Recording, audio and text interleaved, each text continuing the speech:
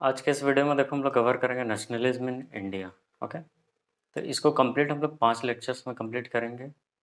सो NCERT के according भी अगर हम लोग देखें तो उसमें 5 पार्ट्स में इसको कवर किया हुआ है, जिसमें इंट्रोडक्शन है, first world war, Khilafat, non cooperation movement है, different strengths within the movement, civil disobedience movement and sense of collective belongings. So सबसे पहले हम लोग देखो इंट्रोडक्शन से स्टार्ट करते हैं। अब इसमें देखो क्या है, नेशनलिज्म क्या है। तो nationalism is a loyalty and devotion to a nation. Nationalism क्या है, देश के प्रति राष्ट्रीयता का जो भावना है, इसी को नेशनलिज्म कहा जाता है। अब इसमें मेनली हम लोग देखेंगे 1920 से लेके जो नॉन कॉपरेशन, जो सिविल डिसोबीडियंस मूवमेंट है, उस बीच क्या क्या हुआ इंडिया में, देन कैसे हम लोग को इंडिपेंडेंस मिला, कंप्लीट आज़ादी मिला, उसके बारे में हम लोग इसमें देखेंगे। सो स्टार्ट करते हैं फर्स्ट वर्ल्ड वार, खिलाफत एंड नॉन कॉपरेशन मूवमेंट से। तो जब फर्स्ट वर्ल्ड वार यहाँ पे ब्रोक हुआ, that is world first world वार कब, 1914 टू 1918। तो वर्ल्ड वार जो है वो इंडिया में मेनली प्रिवेल नहीं हुआ था। वर्ल्ड वार जो है भारत में ब्रोक नहीं हुआ था, लेकिन हुआ ये था कि जो ब्रिटिशर्स है वो उस बीच इंडिया में रूल कर रहे थे। तो ब्रिटिश क्या करती है कि जो इनकम टैक्स है उसको इंडिया में इंट्रोड्यूस कर दिया गया ब्रिटिश के द्वारा, और डिफेंस में जो उनका खर्च बढ़ गया था, तो उन लोग क्या कर रहे थे कि जो टैक्सेस है इंडिया में उसको इंक्रीज कर दिया जा रहा था, कस्टम ड्यूटीज़ लगा दिया गया। ठीक है, देन उसी बीच इंडिया में क्रॉप फेल्योर भी हुआ, जिससे क्या हुआ, शॉर्टेज ऑफ फूड हो गया। अब देखो यहाँ पे क्रॉप फेल्योर और वर्ल्ड वार का कुछ फोटो लगा हुआ है ना।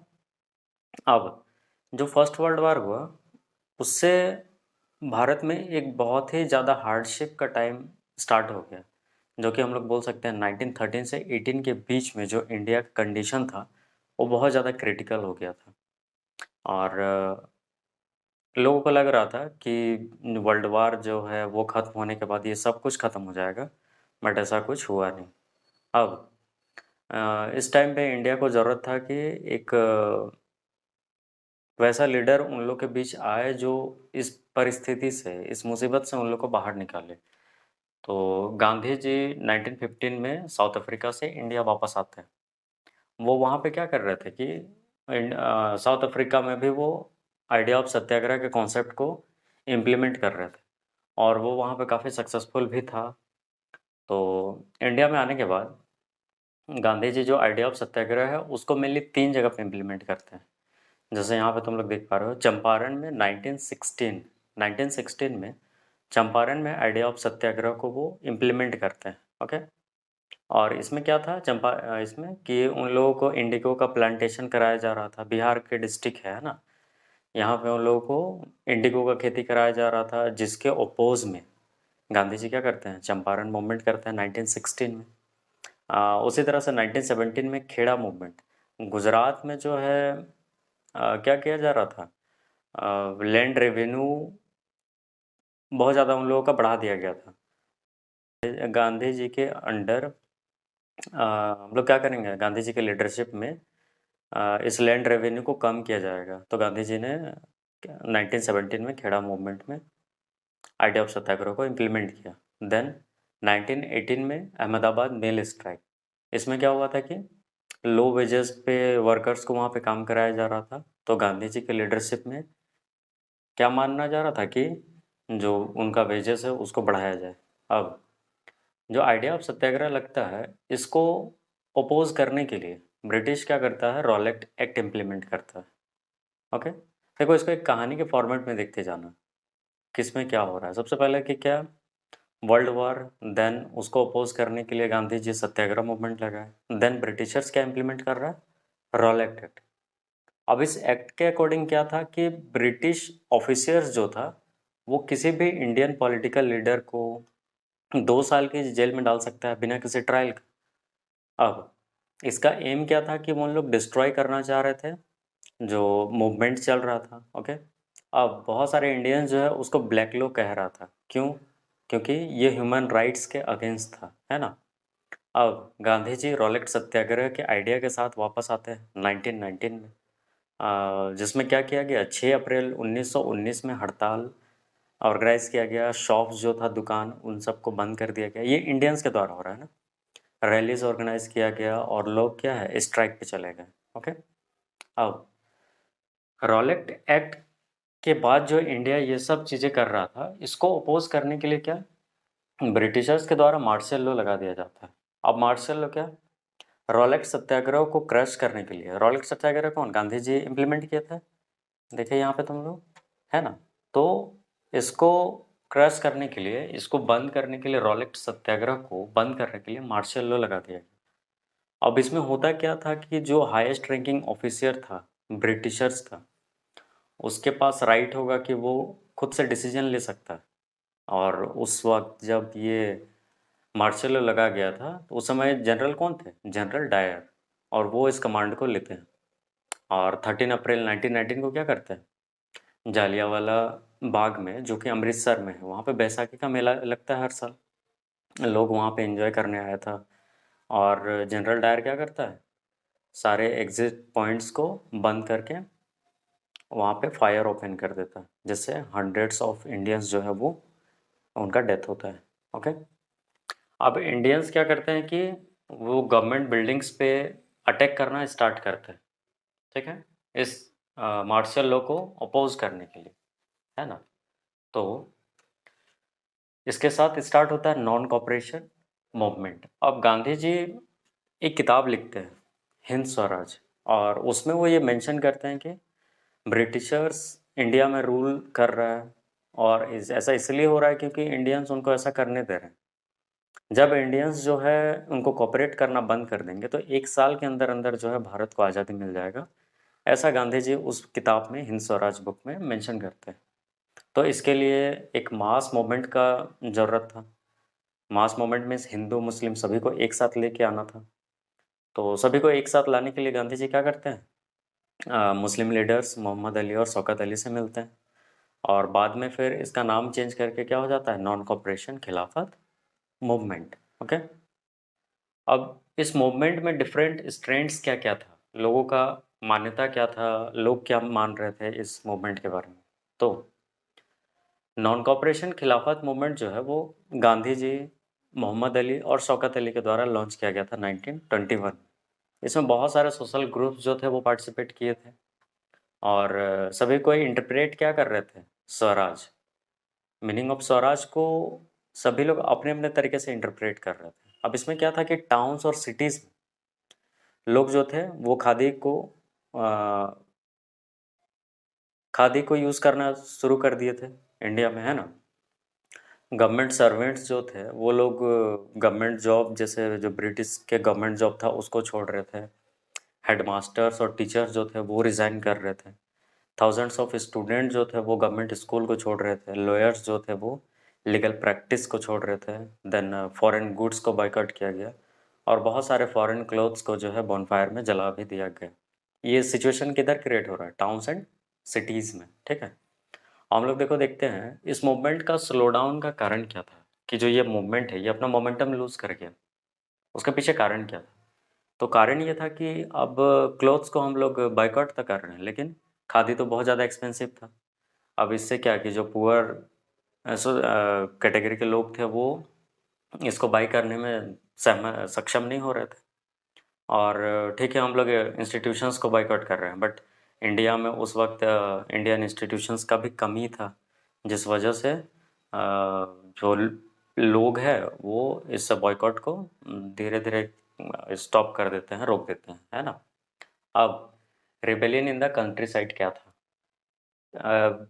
कंट्री साइड मीन्स क्या, इसका इम्पैक्ट पड़ रहा था। तो पीजेंट्स जो थे उनको बेगार सिस्टम में काम करना पड़ता था, मीन्स बिना पेमेंट के उनको एक लैंड दिया जाता था, वहाँ पे उनको काम करना होता था। इसको अपोज करने के लिए बाबा रामचंद्र और पंडित जवाहरलाल नेहरू और किसान सभा भी बनाए थे, और वे लोग डिमांड कर रहे थे कि जो बेगार सिस्टम है इसको एबॉलिश किया जाए। तो बहुत सारे लोग जो है आइडिया ऑफ गांधी जी जो उनका था उसको मिस इंटरप्रेट कर रहे थे, उसका अलग अलग अपने अनुसार मीनिंग निकाल रहे थे सभी को। ओके, अब स्वराज का मीनिंग क्या था प्लांटेशन वर्कर्स के लिए। तो गवर्नमेंट जो है इनलैंड इमिग्रेशन एक्ट पास किया था 1859 में, जिसमें हुआ क्या था कि जो प्लांटेशन वर्कर्स था उनको परमिशन नहीं होता था कि उनको जो लैंड प्रोवाइडेड है उससे वो बाहर निकले, मीन्स उनको उसी में रह के उसी में काम भी करना है। अब वर्कर्स क्या इंटरप्रेट कर रहे हैं कि गांधी राज आ गया है और वे लोग उस लॉ को वायलेट करना स्टार्ट कर देते हैं। तो पुलिस उन लोगों को बहुत ज़्यादा मारती है और फरवरी 1922 में गांधी जी जो हैं इस मूवमेंट को विड्रॉ कर लेते हैं और वो डिसाइड करते हैं कि सबसे पहले मास स्ट्रगल करने से पहले हम लोगों को क्या करना है, इंडियंस को पहले ट्रेन करना है। तो उसके साथ देखो अब हम लोग नेक्स्ट देखते हैं फोर्थ पार्ट जो इसका है सिविल डिसोबीडियंस मूवमेंट को, है ना। अब बहुत सारे पॉलिटिकल लीडर जो थे वो सजेस्ट कर रहे थे कि आइडिया ऑफ फाइटिंग, तो इसमें जो सी आर दास और मोतीलाल नेहरू थे इन लोगों ने मिलकर एक स्वराज पार्टी का फॉर्मेशन किया था 1922 में। अब इसी के साथ देखो कारण क्या क्या बनता है सिविल डिसोबीडियंस मूवमेंट का, तो मेन दो कारण जो है वो है साइमन कमीशन 1927 का और ग्रेट इकोनॉमिक डिप्रेशन 1929 का। अभी एक एक करके हम लोग देखते हैं ये है क्या। तो साइमन कमीशन क्या था कि ये एक कमीशन सेटअप होता है, जैसे ब्रिटिश में कोई गवर्नमेंट का फॉर्मेशन होता है तो वो इंडिया के कॉन्स्टिट्यूशन सिस्टम को देखने के लिए वहाँ से भेजा जाता है ब्रिटिशर्स को। तो उस वक्त जो उस कमीशन के हेड थे वो सर जॉन साइमन थे। तो सर जॉन साइमन क्या, उनको अपॉइंट किया गया था 1927 में कि इंडिया का जो कॉन्स्टिट्यूशन रिफॉर्म है उस पे सजेशंस दिया जाए। तो कमीशन जो है इसमें 7 मेंबर्स थे टोटल, जिसके चेयरपर्सन कौन थे, सर जॉन साइमन। अब इंडियंस इसको बाइकआउट करता है इस साइमन कमीशन को। उसके पीछे कारण क्या था कि उसमें एक भी इंडियन मेंबर नहीं था और तो और वहाँ पे स्वराज का कोई इंडिकेशन भी नहीं था। तो जब ये कमीशन आया 1928 में इंडिया में तो इसको बैनर और इन सब चीज़ों से, साइमन गो बैक के बैनर से, इन सब चीज़ों से क्या किया गया, बॉयकॉट किया गया, है ना। अब दूसरा क्या था, ग्रेट इकोनॉमिक डिप्रेशन। तो depression had laid impact on the agriculture and industrial goods and poverty increase। अब 1930 तक जो भारत में गरीबी था, जो पॉवर्टी था, वो बहुत ज़्यादा राइज कर चुका था, बहुत ज़्यादा बढ़ गया था। सो सिविल डिसोबीडियंस मूवमेंट अब हम लोग देखते हैं। सिविल डिसोबीडियंस मूवमेंट जो था इसको स्टार्ट किया जाता है सॉल्ट मार्च से। तो गांधी जी क्या करते हैं कि उनका मानना था कि सॉल्ट जो है एक पावरफुल सिंबल है यूनाइट करने के लिए सभी को नेशन वाइज। तो सॉल्ट टैक्स को लगाने से पहले वो कुछ एक डिमांड रखते हैं उस समय के वाइसराय जो लॉर्ड इरविन थे उनके सामने, कि अगर उनको उनके डिमांड्स को मान लिया जाता है तो गांधी जी ऐसा कुछ स्टार्ट नहीं करेंगे, बट अगर नहीं माना जाता है तो इसको स्टार्ट किया जाएगा। तो सॉल्ट मार्च को स्टार्ट किया गया क्योंकि इस चीज़ को एक्सेप्ट नहीं किया गया ब्रिटिशर्स के द्वारा जो डिमांड था। अब सॉल्ट मार्च को डांडी मार्च भी कहते हैं ना, ये स्टार्ट किया गया 12 मार्च 12 मार्च 1930 से और 78 वॉल्टियर के साथ गांधी जी इस मार्च को स्टार्ट करते हैं। वो टोटल 24 दिनों तक एक डिस्टेंस को ट्रेवल करते रहे और लगभग कितना दूरी तय की है 24 दिनों में, 240 माइल्स। कहाँ से कहाँ तक, साबरमती टू डांडी। ओके। अब उस जर्नी में बहुत सारे लोग उनको ज्वाइन भी करते जा रहे थे और 6 अप्रैल 1930 को क्या होता है, गांधी जी एक फिस्टफुल ऑफ सॉल्ट मीन्स एक मुट्ठी नमक उठाते हैं समुद्र से और इस लॉ को ब्रेक करते हैं। तो जो सॉल्ट मार्च है उससे वो एक मार्क था, एक लाइन हम लोग बोल सकते हैं जहाँ से सिविल डिसोबीडियंस मूवमेंट स्टार्ट हो जाता है। थाउजेंड्स ऑफ पीपल जो था वो सॉल्ट लॉ को ब्रेक करता है अलग अलग पार्ट में देश का। और इस तरीके से जो फॉरेन क्लोथ्स है उसको बॉयकॉट किया गया और एक सिविल डिसोबीडियंस मूवमेंट का हम लोग बोल सकते हैं आगाज यहाँ से हो जाता है। ठीक है। अब नेक्स्ट देखो हम लोग इसमें चलते हैं कि इसका रिस्पॉन्स ब्रिटिशर्स अब कैसे दे रहे थे, ये जो इंडियंस इम्प्लीमेंट किया सॉल्ट मार्च। गांधी जी के नेतृत्व में। तो इसका रिस्पॉन्स क्या मिल रहा था ब्रिटिशर्स के द्वारा, ब्रिटिश इस पे कैसा रिस्पॉन्स दे रहा था। तो जो कॉलोनियल गवर्नमेंट है वो कांग्रेस लीडर्स को अब अरेस्ट करना स्टार्ट करता है। इससे क्या होता है, एक वायलेशन स्टार्ट हो जाता है। अब महात्मा गांधी को भी अरेस्ट कर लिया जाता है करीब करीब 1 मंथ बाद। तो इससे होता क्या है कि लोग जो है वो ब्रिटिश रूल को अपोज करने लगते हैं, और municipal buildings, lodges, railway stations, इन सब चीज़ों पे अटैक किया जाता है। और तो और इवन वीमेन और चिल्ड्रन भी बिटन, मतलब उनको मारा गया। और लगभग 1 लाख लोगों को इसमें अरेस्ट किया गया था। ठीक है। अब गांधी जी इस मूवमेंट को बंद करने को कहा गया गांधी जी को। तो उससे पहले गांधी जी चाह रहे थे कि एक राउंड टेबल कॉन्फ्रेंस हो। तो ये जब स्टार्ट हुआ, वायलेशन में स्टार्ट हो गया जब ये सिविल डिसोबीडियंस मूवमेंट, तो गांधी जी मूवमेंट को वापस ले लेते हैं और वो एक पैक्ट साइन करते हैं लॉर्ड इरविन के साथ। कब? 5 मार्च 1931 को। और इसको गांधी इरविन पैक्ट भी कहा जाता है। और पैक्ट के अनुसार क्या था कि गांधी जी एग्री हो जाते हैं कि एक राउंड टेबल कॉन्फ्रेंस हो लंदन में, जिसमें वो पार्टिसिपेट करेंगे। तो गांधी जी लंदन जाते हैं दिसंबर 1931 में। अब नेगोशिएशन जो है वो ब्रेक होता है गांधी जी के साथ, और गांधी जी फिर से वापस आते हैं डिसअपॉइंटमेंट के साथ। क्यों? क्योंकि उसमें इंडिया को लेके कोई फ्रूटफुल डिसीजन हुआ नहीं उस राउंड टेबल कॉन्फ्रेंस में। और जब गांधी जी वापस आते हैं तो बहुत सारे लीडर्स जो थे उनको जेल में डाल दिया गया था। अब कांग्रेस डिक्लेयर्ड इलीगल, और बहुत सारे मेजर्स जो है उसको लिया जा रहा था। अ, अब गांधी जी चाहते हैं कि वो रिलॉन्च करें सिविल डिसोबीडियंस मूवमेंट को। लेकिन 1934 तक जो मूवमेंट था वो अपना मोमेंटम जो है पूरी तरीके से खो चुका था। लोगों का विश्वास जो है इससे इस मूवमेंट से उठ गया था। देखो ये राउंड टेबल कॉन्फ्रेंस का कुछ तस्वीर है ना। अब लोग जो है उनका परसेप्शन क्या क्या था इस मूवमेंट को लेके। जैसे फार्मर्स, फार्मर्स के लिए क्या था कि तो fight for Swaraj was against high revenue. Farmers के लिए क्या था कि उनको तो हाई रेवेन्यू देना पड़ता था, तो उनके लिए ये था कि हाई रेवेन्यू के अगेंस्ट था। और जब मूवमेंट को कॉल्ड ऑफ किया गया 1931 में, मतलब वापस ले गया बिना रेवेन्यू को रिवाइज्ड किए, तो फार्मर्स को क्या लगने लगा कि वो उनके अंदर एक डिसअपॉइंटमेंट का भावना आने लगा। ठीक है। अब बिजनेसमैन के लिए क्या था, या तो जो Indian industrial and commercial Congress जो है 1920 में बना था। ठीक है। FICCI उसको 1927 में बनाया गया था। और ये सब कुछ रिजल्ट था क्या, कि बिजनेसमैन के लिए स्वराज का मतलब क्या था कि जो कॉलोनियल पॉलिसीज़ है उसको ऑपरेस किया जाए। तो इंडस्ट्रियल वर्कर्स के लिए क्या था कि दे शो, उनके लिए मिला जुला एक असर था, जिससे कि हम लोग क्या बोल सकते हैं, वर्कर्स जो है इस मूवमेंट से दूरी बना रहा था। ठीक है।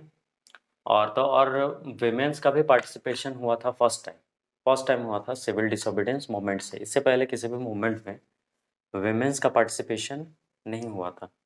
सो कांग्रेस जो है विमेन को भी इसमें हिस्सा बना रहा था। अब इसमें लिमिट्स क्या क्या था सिविल डिसोबीडियंस मूवमेंट का, लिमिटेशंस क्या क्या था सिविल डिसोबीडियंस मूवमेंट का। तो दलित्स का पार्टिसिपेशन, बहुत सारे दलित जो लोग थे वो चाह रहे थे कि अलग अलग पॉलिटिकल सॉल्यूशंस बने उनके प्रॉब्लम के सॉल्यूशन के लिए।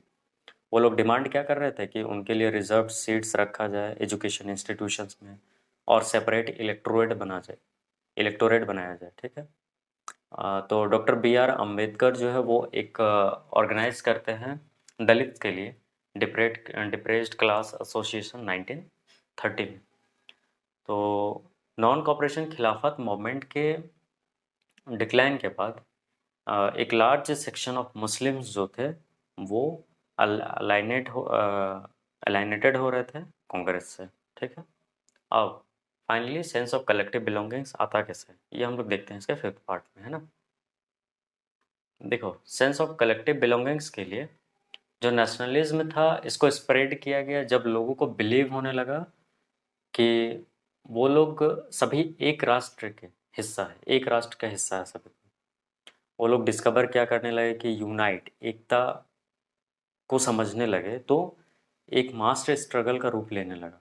अब nation depicted in images means क्या, इमेजेस में नेशन को किस तरीके से डिपिक्ट किया गया, तो the identity of nation is most the symbolised in, बहुत सारे इमेज बनाया गया, फिगर्स बनाया गया, जैसे भारत माता का तस्वीर हो गया, वंदे मातरम जो कि नेशनल सॉन्ग था उसको रखा गया बंकिम चंद्र चट्टोपाध्याय के द्वारा 1870 में। और स्वदेशी मूवमेंट जो बंगाल में हुआ था उस वक्त इसको गाया भी गया। डिफरेंट आर्टिस्ट जो थे वो भारत माता का डिज़ाइन किए, तो इससे एक सेंस ऑफ कलेक्टिव बिलोंगिंग्स आने लगा, सभी के बीच में एकता का प्रतीक आने लगा, सभी लोग यूनाइट होने लगे, एकजुट होने लगे। नेशनल फ्लैग देखो, हम लोग देखते हैं, ये देखो 1906 में ऐसा कुछ नेशनल फ्लैग था, 1907 का ये है, 1917, 21, 31, देन फाइनली 1947 आज़ादी के वक्त का ये, ठीक है। अब फाइनली क्विट इंडिया मूवमेंट होता है, तो क्रिप्स मिशन का जो फेल्योर था उससे भारत फिर से अपने आप को एक एक ट्रैक को पहचान रहा था। तो गांधी जी लॉन्च करते हैं एक मूवमेंट और इसमें कंप्लीट विड्रॉल ब्रिटिशर्स का वो चाह रहे थे। तो 14 जुलाई 1942 को एक हिस्टोरिक क्विट इंडिया मूवमेंट को क्या किया गया, स्टार्ट किया गया। 8 अगस्त 1942 को इन बॉम्बे जितने भी इंडियंस कांग्रेस कमेटी था उसको एक नॉन वायलेंट मास स्ट्रगल हुआ, जिसमें वाइडेस्ट पॉसिबल स्केल पे इसको किया गया। पीपल जो है वो hartals, demonstrations, position, songs, slogans के साथ सामने आए।